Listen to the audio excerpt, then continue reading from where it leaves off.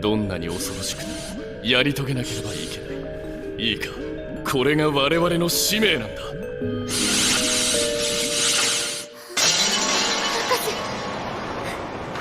ですよ。こんな10分で書いた企画書でプレゼンなんて無理です。だってどうしてもいいアイデアが出なかったんだよ。大丈夫だクロイツさん、君ならできる。プレゼンは頼んだ。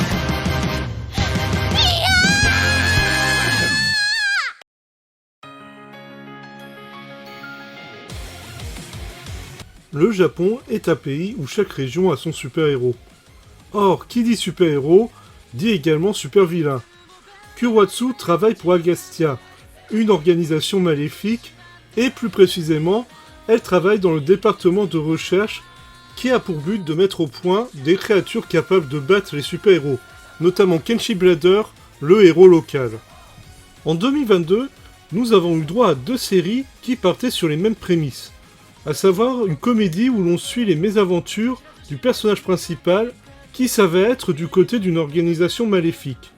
Les 2 séries étant Love After World Domination et Miss Kurouatsu from the Monster Department, que j'appellerai désormais Miss Kurouatsu. Mais au-delà du postulat de base, les 2 séries sont très distinctes l'une de l'autre au final. Et si j'ai aimé les 2, j'ai décidé de m'attarder sur Miss Kurouatsu pour 2 raisons. La première, la plus logique par rapport à la chaîne, est que Love After World Domination semble un peu plus connu que Miss Kurouatsu. Mais en plus, là où Love After World Domination a une base plutôt classique d'amoureux issus de camps opposés, je trouve que Miss Kurouatsu se montre plus original dans son histoire et son propos. Ceci dit, si un jour vous voulez que je fasse une vidéo sur Love After World Domination, faites-le moi savoir. L'histoire et le propos de Miss Kurouatsu donc. Comme résumé, nous suivons Kurouatsu, une scientifique qui travaille à la création de monstres. Mais si elle a pas mal d'idées sur le papier, elle va être confrontée à divers problèmes entre les budgets restreints, les soucis techniques et la volonté de ses supérieurs.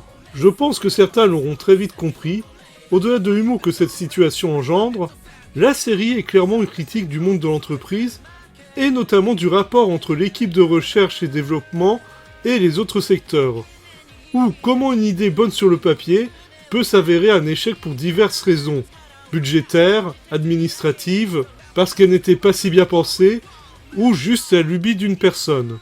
Il y a un épisode où l'on suit la création d'un monstre, de son concept, à l'intervention des divers secteurs, et tout ça pour au final avoir un résultat qui se montre assez loin du concept de base.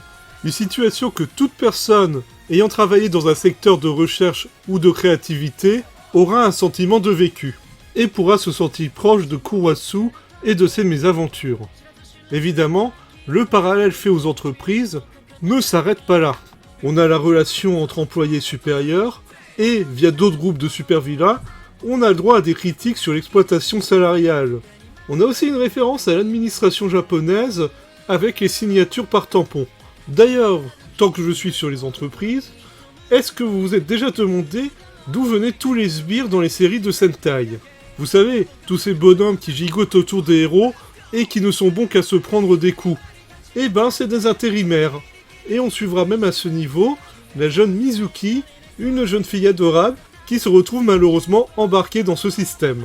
Évidemment, et je rassure les gens que ça pourrait rebuter, tout l'aspect comique ne tourne pas uniquement autour des entreprises. Les situations et les personnages sont aussi source d'humour.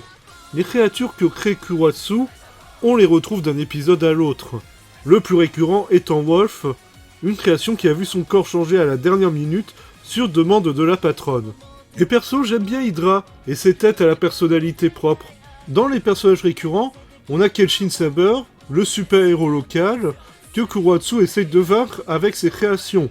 Et dans l'équipe de Agasta, on a notamment Megitsu, le chef de personnel à qui Kurouatsu doit rendre des comptes, et dont j'aime le contraste entre son design et sa mentalité.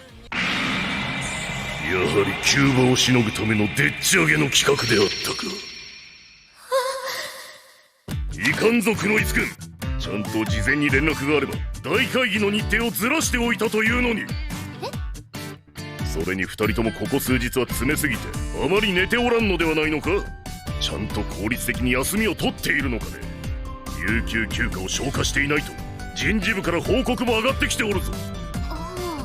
Au passage, pour rester dans l'humour, les titres des épisodes sont sans doute les plus longs que j'ai jamais vus, que ce soit en VO ou traduit. Pour ce qui est de l'aspect technique, Miss Kuratsu est assez quelconque. Il faut dire que c'est la toute première réalisation du studio Quad. Leur nouvel anime, My Life as Inukai-san Dog, est d'ailleurs sorti cette année. Le réalisateur, Hiseshi Sato, lui a beaucoup travaillé comme animateur clé, mais aura réalisé quelques séries comme Bamboo Blade. Pour rester dans les défauts, je n'ai pas été très convaincu par la fin, que je comprends tout à fait, qui est logique, mais que je trouve assez exagérée. Mais bon, Miss Kuratsu reste une série que j'ai appréciée, même si je reconnais que ça ne parlera pas à tout le monde sur certains points.